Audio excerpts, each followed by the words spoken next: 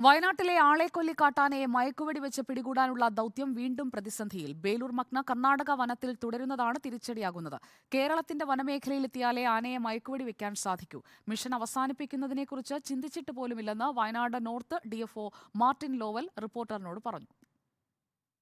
കേരള വനാതിർത്തിയിൽ നിന്ന് 3.5 കിലോമീറ്റർ അകലെ കർണാടകയിലെ മച്ചൂർ വനമേഖലയിലാണ് നിലവിൽ ബേലൂർ മഗ്ന നിലയുറപ്പിച്ചിരിക്കുന്നത്. കബനി നദി നീന്തിക്കടന്നാണ് ആന കർണാടക വനത്തിലെത്തിയത്. തന്ത്രശാലിയായ ബേലൂർ മഗ്ന പൊന്തക്കാടുകളിൽ ഒളിച്ചിരിക്കുന്നതാണ് ദൗത്യത്തിന് തിരിച്ചടിയെന്ന് Wayanad north DFO Martin Lowell പറഞ്ഞു.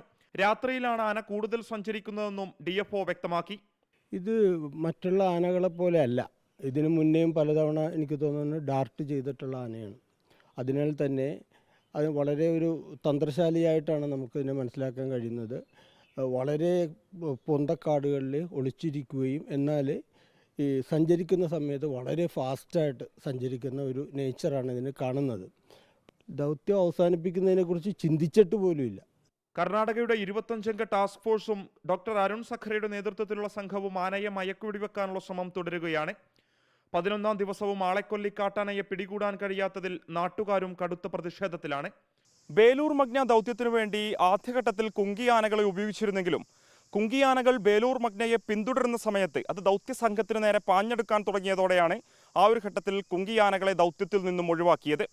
ഇപ്പോൾ കർണാടക വനമേഖലയിൽ സാന്നിധ്യം സ്ഥിരീകരിച്ച ബേലൂർ മഗ്നയെ ഇനി ദൗത്യസംഘം എങ്ങനെ മയക്കുവെടി വെക്കുമെന്നുള്ളതാണ് കണ്ടറിയേണ്ടത്. വീഡിയോ ജേർണലിസ്റ്റ് നന്ദുവിനും വിജിത്തൂർക്കടവിനും ഒപ്പം reporter Mubashir P Akbar in reporter, Wayanad.